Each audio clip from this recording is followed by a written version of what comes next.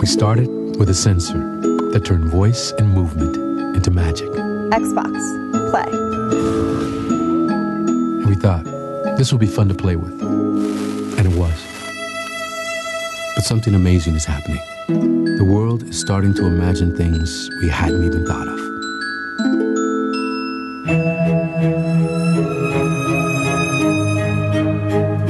Unexpected things. Helpful things.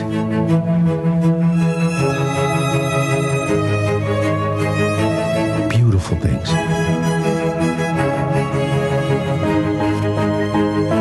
Inspired things.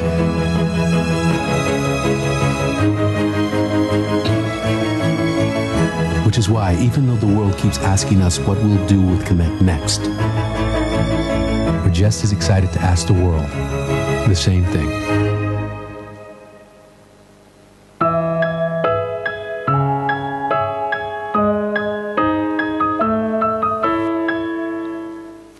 Thank you. Will you recognize me? Thank you, Ricky, for the welcome speech. And without further ado, I'd like to bring on stage Mr. Donaldson. Hi, sir. Thank you. Hi, guys. So, needs no introduction. He's the evangelist for the company globally, and he speaks in many conferences, and he's great in terms of giving us a glimpse of what the future holds, right? So without further ado, I'm going to let him take the stage now. Thank you. Hello, hi, good afternoon. So, we're living in a material world, and I am a material girl. In fact, we're living in a material world, and I am a material girl. Hold that thought. You know, as we kind of look around the world in which it's kind of happening at the moment, the speed of change, the technology, the infrastructure, and all the things that we're having to embrace as marketers, as consumers, as parents, family members, or whatever else. You know, all these kind of things that are happening around us, and yet I guarantee when you kind of go home at the end of it, you just want to kind of fall back into a comfy bed. You want to sit on a nice sofa. For me, I want to play my guitar. I want to just go and do normal stuff. And actually, I think this is a really important fact, and we kind of look forward in terms of where technology is going and actually what's happening in terms of the world right now. I mean, the first thing is when I kind of step out of my office in New York, this is my digital world, right? It's not on a laptop, it's not even on a mobile, it's actually everything. Everywhere around us is becoming digital. It's taking a screen, it's taking a connection, it's taking this capability that actually was science fiction. And perhaps we're not quite there, you know, in flying cars. You know, I'm still waiting for the autonomous car that we can drive around, you know, without myself. You know, that's all starting to happen now. But you kind of look at those vision of the future, and it was all going to be digital. Those screens were going to be connected, talking, digital. And you're going to step off a plane anywhere in Asia, and it's what is a building by day is a billboard by night. And it's how this world has become alive around advertising. And the challenge I have as a marketer is, well, how do I measure that? You know, we talk about data and digital being something that can measure. You can't measure that. And that's the first thing we need to realize. Just because it's digital means it's animated, means it's real time, does not necessarily mean it's easier to measure. And this is the thing we kind of get ourselves stuck in. And I know the guys today, as we go through the panel, are going to start exploring this thought process. But there are points where we could measure this point of touch of interaction. And so you can go through these billboards, especially in Tokyo, and we're starting to see these things rolling out around the world where I can take my phone and interact with something, whether it's a QR code, whether it's near-field communication, whether it's something that I can do, whether the world around me is becoming sensor-orientated. As I walk around Midtown Tokyo, I can go to an art installation and it starts telling me information about it in my language.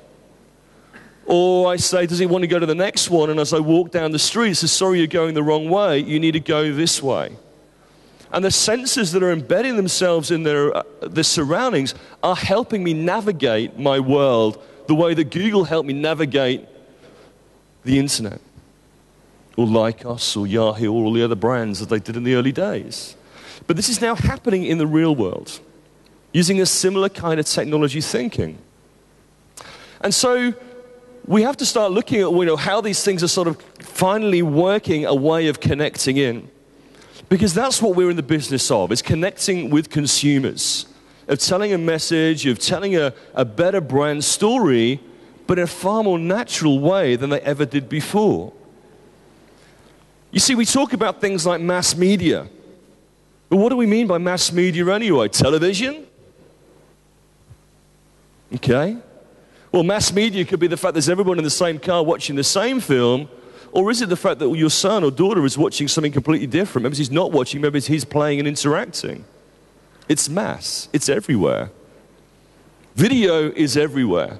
It's prolific. It's gone everywhere on every single screen. Every screen that takes a digital connection very quickly takes a video connection. And so we suddenly have to find these old ways of being challenged. This is the new Tesla. You can also just cycle through the tracks. All the screens and dashboards, the entire car is controlled by screens. It's like your iPad strapped together, whether it's your music, whether it's your sat-nav, whether it's the fact that I want to turn the sunroof open or whatever else. It's using all sorts of different things. It's using touch, it's using voice activation, it's using a whole load of stuff to be able to help drive the car or work with me in terms of the car. And so we've talked before about this whole idea of what happens within car advertising. See, I don't have a brand new car. My car's actually a couple of years old. And the problem being is actually when I bought my car, is the sat-nav's out of date. And actually I want my car to show the photographs of my iPhone on it, but mine doesn't. My brother's just got a new car and his does. And I'm kind of like, well, hold on a second. I buy a car that now has so much technology in it, and the technology is changing at such a fast, speed that you can buy a 5-year-old and a 10-year-old car, and it's out of date within a year. Unless the car manufacturers realize what the mobile phone manufacturers do, and that is I need to be able to upgrade my software. And I need to have iOS 6 or iOS 7 or iOS 8 to make my car relevant today. But the engine management system and the media are suddenly wrapped together, and if we change that out, you get the picture. And suddenly that we're finding that every point of technology at the moment is not keeping pace with us as consumers. And especially as we start to take things like internet connection into cars, and we need this whole idea not just of media, but the ability to take my content and shift it around, especially dynamic content. And then how does it work within the car? Maybe it's that radio commercial becomes visual. And then it's as a matter of saying, yeah, love it, take me there. And so you're able to start working much more naturally within the consumer environment to find ways of doing it. And it's not going to stop there. The concept of in-car, communication and advertising isn't going to be sitting there playing games with your kids in the way we did, when we were children. It's this whole new way of what is interactivity, what does the world look like when you're able to play around with the screens in the cars. And this whole thing of working within the environment. But it's just almost this next situation. Everything that's becoming imagined right now is beginning to start happening in a very fast-speeded process in terms of going through. The big thing that we're going to see in 2013 is going to be home automation. I've just flown in from Tokyo. All the rest of it is Panasonic apps and all the rest of it being able to control your home. I already have an app on my iPhone where I'm genuinely able to control my home. I can turn the lights on and the heating up, and you can program it to say, yep, turn my washing machine on. I actually, when I was selling my place, it was great. I had sensors around the place, and at 10 o'clock at night, I got an email from my house to say that somebody was in my house. And so I was able to log in and see what was going on. The estate agent got a bit of a shock the next day when I gave him a shout and said, hey, what was going on last night in the house? He's going, what do you mean? I said, well, you were there at 10 o'clock last night. What were you doing? He thought, oh, well, you're the other side of the world. You'll have no idea. Ha, ha, ha. Apparently he was a rat, he seems to think. But this whole idea of this communication and what we're able to do is start pushing this technology together. The new Xbox isn't just about media. When Xbox comes out in 2013, as much as we're getting prepped for the Apple television and what that will mean, Xbox is getting ready for home automation. And so we're going to start finding ways of connecting our house together to control all these devices as they start to talk to one another. Because this whole digital communication and connection is moving beyond people into what we're calling the Internet of Things. The Internet of, this whole idea of connectivity, two-way connection. Screens talking to each other, devices talking to each other. Already, there are now more network devices than people on the planet. So that kind of age of cyborg is here. Yeah, we're kind of becoming accustomed to this sensor-driven, computer-based world. And so as we start looking forward to this next generation and move out from here, we understand that the world is getting screaming at us about privacy, about how do I survive in this technology world that's talking to me and still retain myself being a human being. How the industry's had to sort of tackle things like behavioral targeting with actually working with the consumer rather than imposing it on the consumer. But you see, we have this vision of the future of this high-tech glass, chrome, steel environment. And, we kind of design cars that look really cool, but the funny thing is that actually, you kind of want to go retro. You ever notice that? You don't talk anymore about, I buy a digital camera. You just buy a camera and assume it to be digital. In fact, now it's a little bit cool to go and buy an analog camera and use film. And if you don't do that, then you want the Instagram to make it look like it was created with film. And so the funny thing is that actually part of technology is actually going backwards. You might want to create a new sporty car, but it has to look like a Volkswagen Beetle or a Mini or... And I've got loads of friends at the moment who love camping, and they go, well, when are they going to create the new cool camper van? Because they all love the old camper vans. And so it's the same thing in our homes, is where you kind of move on in technology. Technology may move on, but we don't want these cold steel environments. And that's why we're here in this beautiful building. Because actually, it doesn't matter in terms of where cultures come from and where it's going. We have to embrace both sides. Because that's what we're like. Because I guarantee that when you go and buy a car, it's not just about the gadgets. It's about that hand-stitched leather. It's about how I feel when I'm driving it. I want to sit in an armchair and feel comfortable. And that's more important than the gadgets. It's about comfort. It's about leisure. And so we talk about this idea of a connected world, which I actually think is becoming potentially a little bit disconnected. And so we're sitting there in terms of what's actually happening and sort of finding a way of how do we connect back with the consumer when marketers are getting a little bit more disconnected. So one of the biggest changes we've been through over the last 10 years was how we took away that fixed, hardwired tower computer and moved it into the living room on your laptop.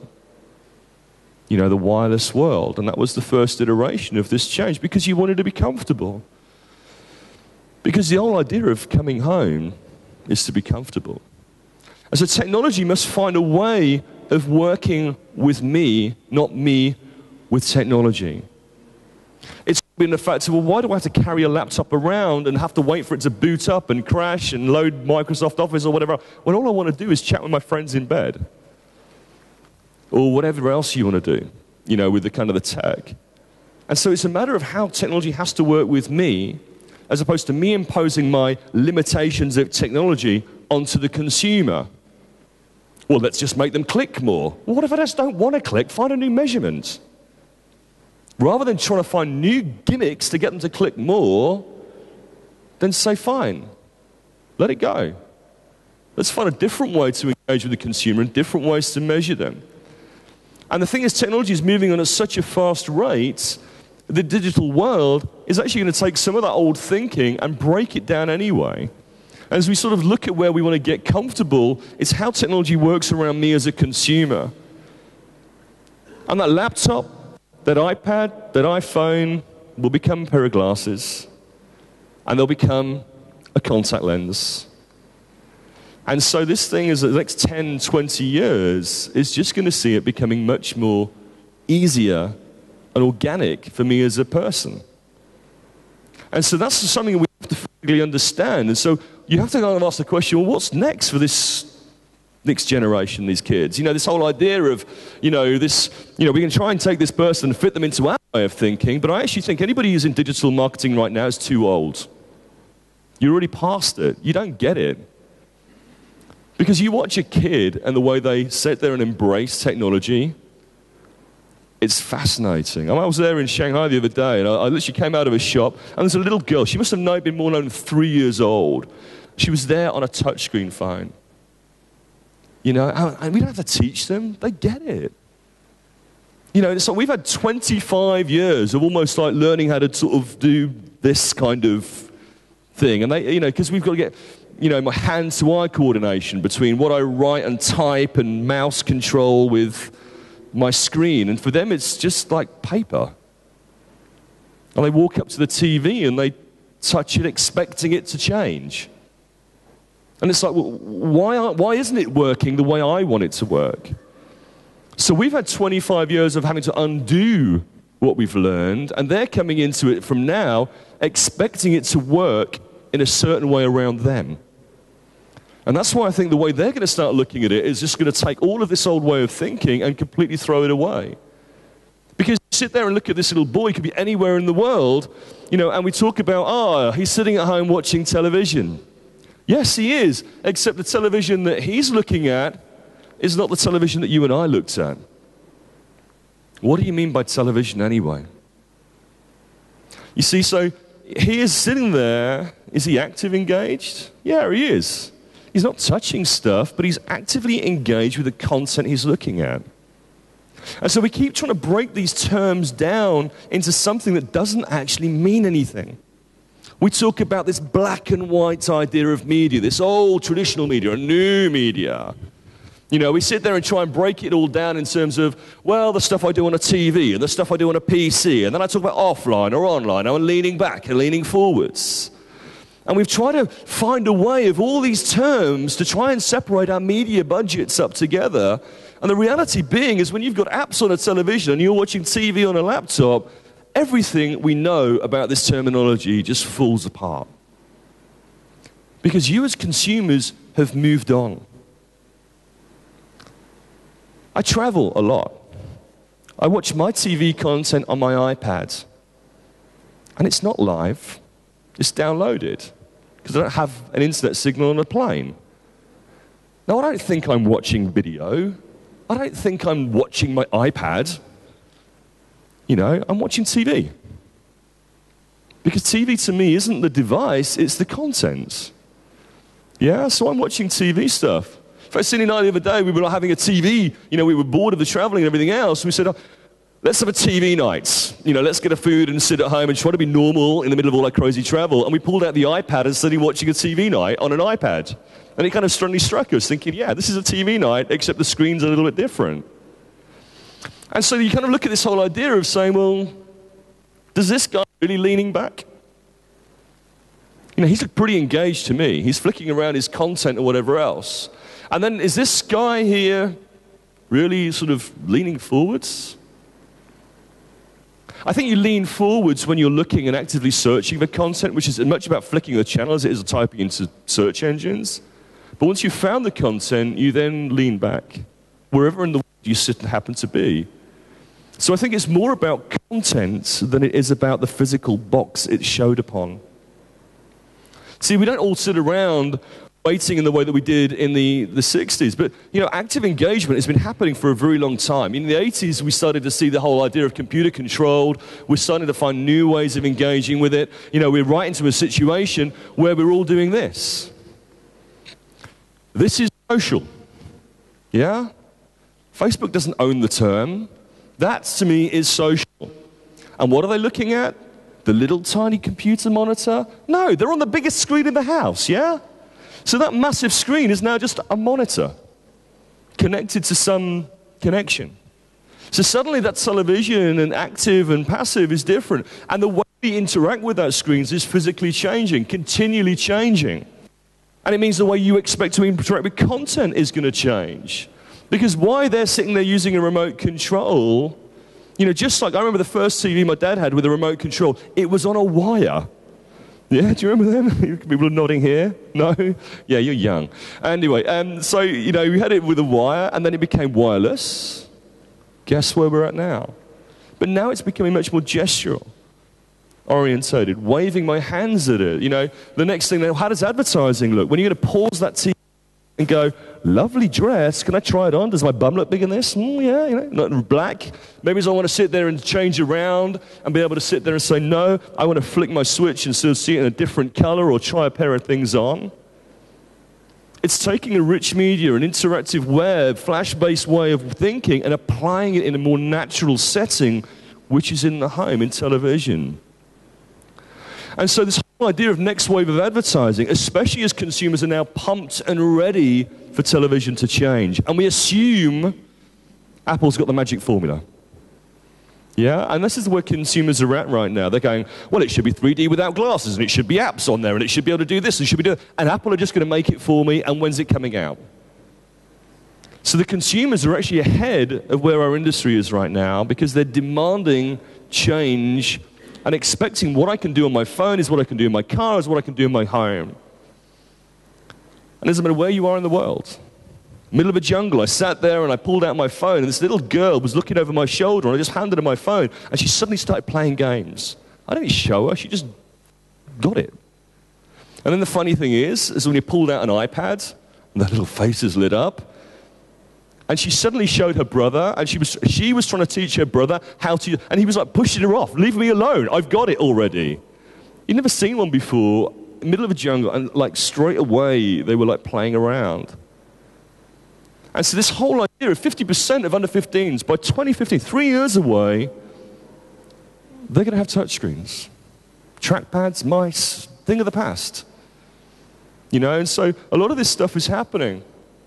Another thing that'll happen with the Xbox next year, it won't be just Connect, it'll be touch.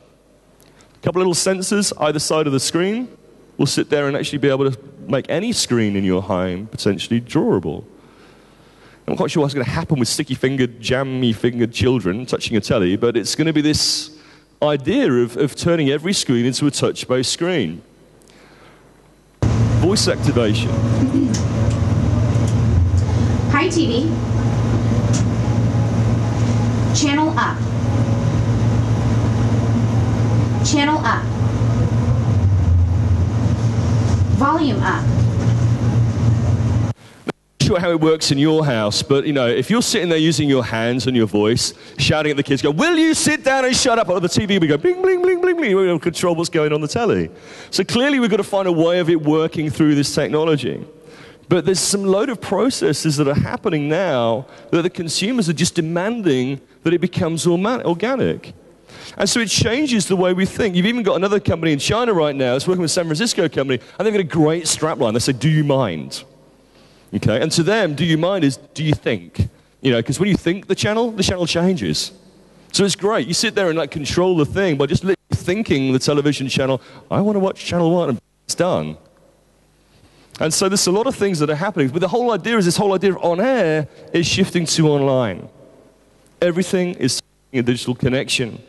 And it means that we have to sit there and rethink about data.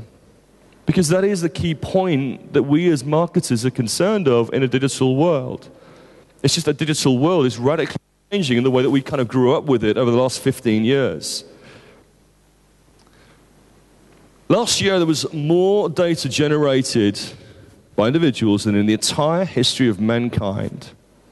Think about that. Every museum, every religious book, all of this stuff, the way that we used to communicate was through pictures. You know, you kind of see these things, the way we used to sort of tell the story to the next generation, whether it was cave paintings that became stained glass windows or whatever it was, or the preacher at the front. All these things that have happened through communication, you put all of that stuff together, all those writings throughout any culture and tradition, you wrap it all together, and in 1 year, last year, we topped that amount of data. Last year. That's the crazy world that we now live in. The history of mankind in 1 year. And it's about to change again. You know, currently they reckon the internet's about 6 petabytes. By 2015, when we got all these interactive connections, the global mobile data alone will be 6 exabytes. That's basically 1,000 times the size of the internet today will be transferred by mobile phones within 3 years. That is growth. That's crazy. So you think the whole history of mankind, we did it last year, times that by 1,000, and that'll be done by your mobile phone within 3 years. That's how fast we're changing right now. Are your agencies, are your technology companies, are we ready for this? You know, that's fast. That's changing so quickly. You know, around the world, people who still have a village, you know, cyber center or TV between a street, they're all on mobile.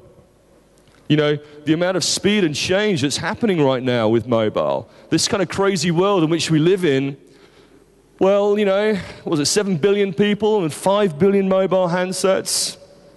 Do you know more people now have a mobile phone than they do have a toothbrush on the planet? That's kind of crazy. If ever there was an app opportunity, you know, there's one right there. If I could do some app with my teeth and stuff like that, that'd be great, wouldn't it?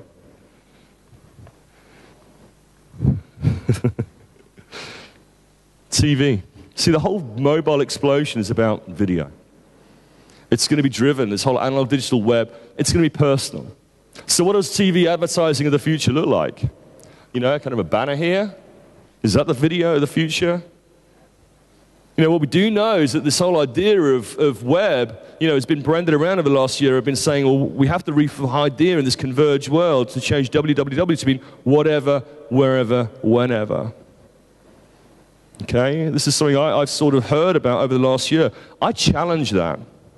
To me, I think actually in this new world of convergence, actually WWW stands for wink, wiggle, and wave. I think she'll get you to do that, yeah? Wink, wiggle, and wave. Because that's actually how we're going to start interacting with media of the future. It's going to be how we organically get involved with media. Not just interact with my fingers, but physically step into your brands and consumed and embrace and play around with them using things like Connect and all the rest of it. We're already doing it. Amazon started this trend 10 years ago. The first social media website wasn't finding your friends that you didn't want to speak to after 20 years. You know, it was about products, brands, stuff that you spend money on. You know, because I want to know what you think about it before I spend my money. Search. You won't be typing into Google. You'll be just holding your phone and waving at Google. You know, we're already seeing this. This whole idea of a digital world. You know, when I first saw this campaign in Korea, I naturally assumed these were all digital screens. But they're not. They're just standard billboards. Yeah, they're just standard print billboards, but they're overlaying it with this technology to say, well, if you're actually there, just be able to go and do your products, and by the time you get home, they're there waiting for you. How does it work around me? My busy lifestyle. And then it's a matter of saying, well, where does it work wherever you are? So what Tesco's have done is just because you graffitied the whole of Korea. You know, in terms of everywhere they're doing it, it's sort of sticking this stuff out there. Mobile's a funny fact. Do you know that 80% of all your Facebook and tweets actually come from the bathroom? Next time you're checking your Facebook status, just think where they were when they were typing that message. That's a crazy thought, isn't it? So you're sitting there thinking about what's happening. You've all done it, let's be honest. And yet you won't be sitting there typing. You'll be talking. And that's actually really good, because especially if I'm going to be in the bathroom, I don't want to touch the phone. Yeah, it's just a bit kind of... So what if I could just talk to the phone? I reckon all consumer electronic devices will be voice controlled by 2017. Sensors controlling the stuff, you know, walking in, you know, paper becoming intelligent and smart. You know, we're starting to see the shift of those, you know, where as a kid for me of get your Frosties packet or your cereal and it had the free gift inside. Well now, you know, those things are actually shouting and screaming, you know, with kind of like visual, creative in the store. And that very quickly will be connected. The proximity of those little packages together will convey a message together, not just individually, but together. Yeah, to create a big in-store display. Someone's going to build that stuff. Someone's going to serve that. Someone's going to design that. Your digital world of marketing in the future will look as much like that as it will about banners and laptops. Clothes. Intelligent-based clothes. Smart perfumes.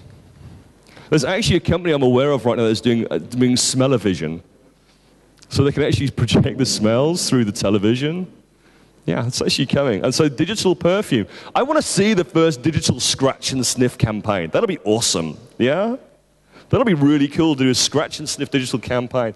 Electronic point of sale. You know, putting your hand in there and it reading your skin and recommending a product and showing me the video in store. And it's funny, you know, I was in Cannes a couple of years ago and everyone was getting hyped about this. I really only caught this one. It was a kind of interactive tampon machine. And they were saying that basically to reach this new generation, they had to sort of make tampons bright and colorful, like pink ones and green ones and whatever else to make them cool. And then the next thing is they had to sort of make this interactive touchscreen. So you were able to sit there and you were able to sit there and control and press touch and all the rest of it. And so I was actually with the client a couple of months ago in the States, and they were bigging this up. They were like going, this is our future, you know, look how amazing we are and all the rest of it. And I applaud the client for taking such huge risks and jumping into this next wave of never staying still. But I equally challenged them and said, okay, so think about this. You're in the bathroom. Do I really want to touch something? If you go into any bathroom now, I wave my hand in front of the tap and it comes on. I wave my hand in front of the toilet and the toilet flushes. And I walk outside and the lights go off. It works around me because it's environmental, it's hygienic, and all the rest of it. What you need to do now is take this thinking, and what if I waved my hand in front of it rather than touched it? What if I could just talk to it? The wink, wiggle, the wave, or whatever I need to do in order to get this thing to work around me. And so we continually have to think about the consumer and the environment and think, how can technology help connect with them better, as opposed to just saying, well, that's where we were 15 years ago. All we had was clickable ads, and that's what we're going to do for the next 15 years. Yeah, we have to keep moving beyond that, knowing that ubiquitous computing, this whole idea of, you know, we're all connected to one computer, or this rise of personal computing, whatever personal computers happen to look like, into this next situation of ubiquitous computing, where you are surrounded by computers and technology. RFID. The new cookie. Cookie on the high street. Cookie on the world. And what's so funny, I come from Europe, where the European directive was all about, cookies. And the IAB went, oh, cookies, bollocks. It didn't mention cookies once in the directive. What it talked about was electronic tagging of humans using computer electronic devices. The IAB made it a cookie debate. Parliament had already put in RFID. This is going to be far worse and bigger issue than whatever. You know, why hasn't Apple brought an NFC, near field communication, for the phones? Because there's a whole shitstorm around it. You know, the tracking of data and stuff. We've got to figure this one out before we launch it onto the public. And so, you know, what we've seen before is the brands. It was Procter & Gamble that drove this technology forward, and they hit a massive stumbling block because the consumers weren't ready for it. And so we've seen this before, but already there are now 1 trillion of these devices connected around the planet. Personally identifiable, knowing where you are, knowing what's going on. Every single product on the planet becoming trackable 24/7, 365 days a year. And so this concept of this idea of stuff isn't necessarily going to be moving around my eye. I don't need to chip everybody. They're already doing it. They're carrying their phones around. And that phone and that technology together, as we start to embrace this changing world of we touch and pay and touch and go, and as that technology starts to be embedded in our mobile phones, that's how we're going to do the targeted ads. That's how it's doing in Tokyo and Korea right now. It's your proximity to a creative, your proximity to a product, being able to send out a marketing message en masse and say, hey, you interested in a product? And watching where you're walking into a store to redeem it. And so in McDonald's, you know, in Japan, in Tokyo, you know, my phone beeps at me and says, hey, you know, would you like a burger? I go into the shop and I use the little touch screens and order it, or order it on my phone. And I sit there and wait for it, and then my phone beeps at me and says, yep, you got it.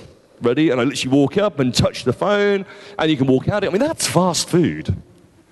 They don't have to speak the language.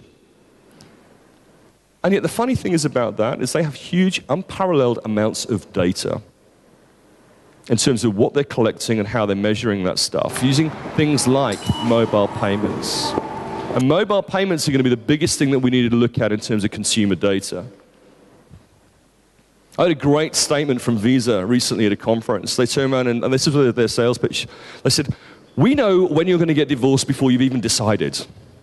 That's how much data you're on. You're sitting there figuring out the ads. We've already worked beyond that because we've sat there and looked at your purchase habits for 7 years. We don't need to wait for your wife to find the receipts in your pocket. We know where you're going and what you're buying and how you didn't do that last year. And we can look at that against everybody else and what they usually do and where they end up in the situation. And so we've already got that data already figured out." I was like, whoa, okay. Mobile payments and loyalty are the biggest thing that we're going to start to see as you're able to walk around the city by 2016 without a payment. Already, there are now more people using mobile payments in the States and the West than there are children being born. 84% of children will have smartphones by 2015, they reckon, in the West. So, you're talking massive kind of technology here happening with loyalty programs, the way I demand my stuff to work around me to save money, because money's important. And so we're sitting there looking at this next generation of what's happening. What we're doing is this point of engagement with the interaction transaction, and it's given me a whole load of data, and now I really do understand attribution. Because when I look at where you're exposed and where you bought, and I suddenly see then your path to conversion, that's a lot more interesting than did you click on an ad? Or did you search for it? Or did you tweet about it? And so suddenly we have to look at this two-way communication in a different way. And I'll end up on this little case study. So to me, it's about how mass media becomes personal and interactive, how we're then able to lock onto you and retarget you, and then how to drive it through and retarget you in a mass environment by your proximity, ultimately to drive conversions. So in this digital world of the future, there may not necessarily be any laptops, but there'll be a lot of electronic devices. And so we're at a turning point in the world right now where already they're saying that 42% of us are using a smartphone or a tablet whilst watching TV. Show of hands, who sits there and looks at their mobile phone or tablet while watching TV? There's a lot more than 40% there. Okay, so I reckon this figure is actually very conservative. What are you doing? Well, the data that I've managed to pull out is that most of us are still checking email, and I hate email. I want it to go like the way of the fax machine already. It's boring, isn't it?